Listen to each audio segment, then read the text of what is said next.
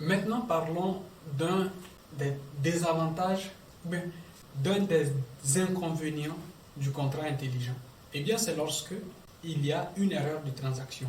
Supposons que vous envoyez une somme assez importante et que vous vous trompez d'adresse. Étant donné que sur la blockchain Ethereum, les wallets, donc les adresses publiques, sont pseudonymes, il vous sera très difficile de pouvoir demander à l'adresse vers laquelle vous envoyez l'importante somme en Ether ou dans une autre valeur ERC20 ou toute autre forme de token, de vous renvoyer votre transaction. Et cela est rendu difficile par le fait que dans une blockchain publique et fortement décentralisée, comme le sont la blockchain Ethereum et Bitcoin, eh bien, il n'y a pas d'autorité centrale pour pouvoir demander à ce que cette erreur soit corrigée. On se souvient tous de la catastrophe de The DAO de 2016, où il a fallu engager une partie, faire une scission entre ce qui est devenu aujourd'hui l'Ethereum classique et la branche Ethereum que Vitalik Buterin continue de développer.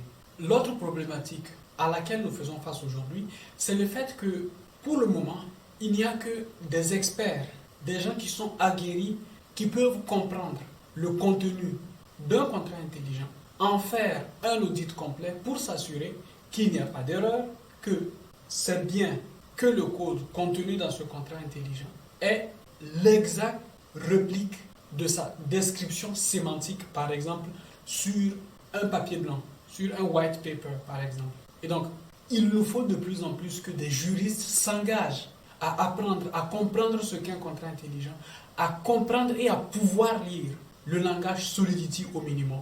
Et c'est d'ailleurs dans ce cas que je propose une formation complète sur les blockchains et surtout le contrat intelligent, le plus populaire, Solidity, axé vraiment sur les juristes, les politistes et d'une façon générale, le monde des sciences sociales. Vous trouverez d'ailleurs en description les liens vers ces formations. Mais n'hésitez pas déjà à me poser des questions en commentaire, je serai très heureux d'y répondre. Bien, nous allons passer à l'analyse de l'application du droit des contrats par rapport au contrat intelligent. Bien, maintenant nous allons passer à l'analyse de l'application des contrats sur le contrat intelligent. Alors, d'une façon générale, et c'est la théorie que je soutiens, pour moi, je ne vois pas d'obstacle à ce qu'un contrat intelligent ait la même valeur juridique qu'un contrat sémantique. Et donc, la possibilité pour un contrat intelligent de se voir appliquer les règles et la législation dont bénéficient les contrats sémantiques. Dans l'étude sur laquelle je me base pour faire cette étude sur les problèmes juridiques des contrats intelligents, Rule déclare, j'espère avoir bien prononcé son nom, plutôt son prénom, je vous le lis. Les questions classiques du droit des contrats se posent également lorsque les parties concluent un contrat intelligent. Et comme tous les autres contrats, les contrats intelligents exigent que la loi y réponde.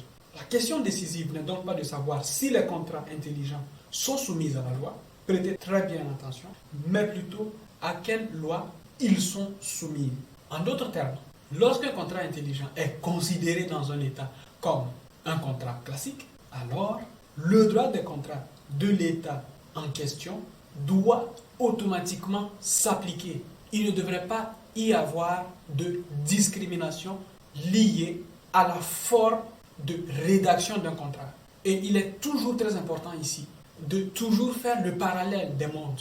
Lorsqu'on parle du cyberespace, on doit tenir compte que le cyberespace, c'est un espace à part entière qui a besoin d'un type de loi bien précis. Lorsqu'on parle du monde physique, c'est un autre monde qui a besoin de lois bien précises pour être gouverné. Et donc, dans ce sens-là, dans le cyberespace, et je le redirai toujours, il est pour moi un manque de tact que de penser qu'une loi sémantique votée par des députés dans une assemblée parlementaire va s'appliquer comme ils le désirent.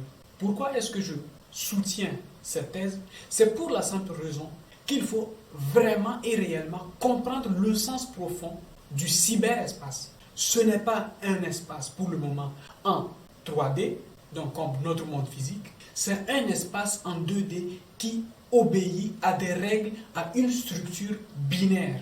Et donc, quoi de mieux de pêcher avec une canne lorsqu'on est dans un marigot que de vouloir le faire lorsqu'on est en plein milieu de l'océan Atlantique avec des vagues houleuses. Mon propos est le suivant. Le cyberespace est en construction aujourd'hui. Google, Facebook et tous les autres types d'applications Internet sont tout simplement une première génération d'applications liées à Internet. La blockchain et les autres formes de technologies de registres décentralisés sont ce qu'on pourrait appeler la deuxième ou la troisième génération d'Internet. Ce qui sous-entend que les générations prochaines d'Internet, dont entre autres l'intelligence artificielle, vont de plus en plus éloigner ou alors essayer de créer de vrais ponts entre le monde réel physique en 3D et le cyberespace virtuel en 2D, afin de faire en sorte que les actifs physiques du monde réel soient des représentations possibles du monde virtuel ou cyberespace. Cependant, il faut se souvenir que la nature du monde cyberespace est telle que forcément certains actifs, certaines transactions ne seront liées qu'à ce monde-là. Et donc, pour moi, il est nécessaire de pouvoir mettre en place une législation, des lois qui respectent la structure, le fondement et la configuration du cyberespace. Et enfin, je redis encore la même chose, on ne peut pas et on n'arrivera jamais à réguler avec des lois sémantiques le cyberespace. C'est voué à l'échec.